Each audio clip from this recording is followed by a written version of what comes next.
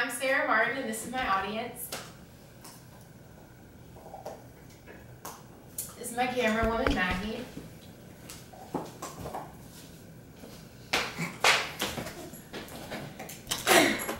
So, driving home late one night from swim practice, gold medalist and freestyle swimmer Judson Schiffler crashed his car down a hill and unfortunately passed away, leaving behind his loving family and his supportive swim team.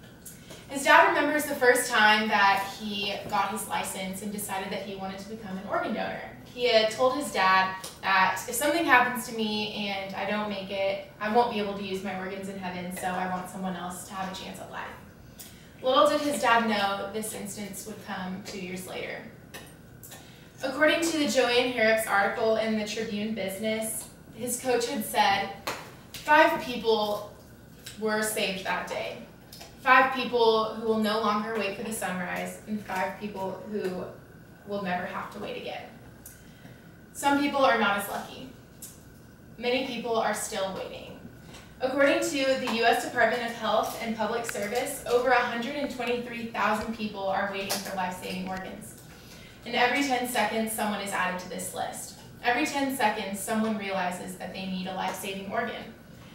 In America today, there's 48% of us that are organ donors. But despite advances in technology and the advances in knowledge about organ donation, there's still a gap in supply and demand. So as you can see here, over the past 10 years, there's been an increase of those in need of organs and a stagnant rate of those who are registering to be an organ donor. So today, 21 people will die waiting. But you have the power to help. Donors are needed, and every person has the power to save up to 8 lives and can also influence the lives of about 50 people through the donation of their tissue and their corneas. So why are some people reluctant to donate? Why are some people reluctant to register? Well, according to Tiffany Wen's article from The Atlantic, in the UK, 90% of those said they were pro-organ donation and would support it, but only 1/3 of those were actually registered as organ donors. So you can see there's some reluctance there. I think some of the worry might be because some are fearful that they won't be able to have an open casket, or some worry that medical staff might treat them differently in a time of medical emergency because they are an organ donor. But all of these are myths and should not inhibit you from registering to be an organ donor. You have nothing to lose. It doesn't cost any money to you, and once you pass away, you have no use of these organs. But the recipients have everything to gain. The function of our hearts, lungs, liver, kidneys, and even our intestines are things that we might take for granted each day, but are things that many people in the world are struggling with and need new organs. Much like the story of Todd. Todd was born with a congenital heart defect and at age 23 had his first open heart surgery. Since then, he's had 2 more open heart surgeries and his condition has worsened. But if you saw the 50-year-old today running 5Ks, you wouldn't know that last year he just received a new heart. He is thankful to this donation for his new active and healthy lifestyle, and he still remains in contact with the family to which donated to him. He says that they gave me another chance at life and I will always be thankful. So in recipients such as Todd, 80 to 90% of those cases have success, which is great to know when you register that your organs can actually really make a difference. But it doesn't just affect the recipients and donors.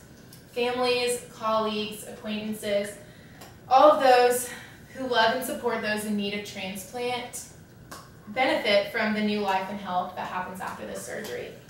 In Mortazugo's article from the Public Health Report, he explained the instance that after his daughter died and saved 8 lives through her organ donation, he got the chance to find out who she saved. And 3 of which were a mother of 5 from New York who received her heart, a widow with 1 daughter who received her kidney, and a 26-year-old man in Florida who received her corneas.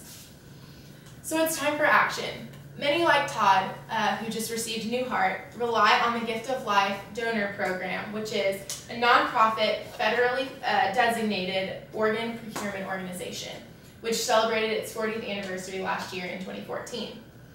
They led the nation once again with the highest number of organ donors recorded by the OPO. But the Gift of Life's ability to save and enhance lives would not be possible without families and organ donors saying yes. But there are many other organizations like the Gift of Life, and they all need your help. It only takes 30 seconds to register, and you can go to donatelifetexas.org and give someone a great future. Donation begins with a decision. You never know who could be next. In the next 10 seconds, someone is added to that long list. It could be you, it could be your loved one, but today let's decide to register. Let's decide to give the ultimate gift.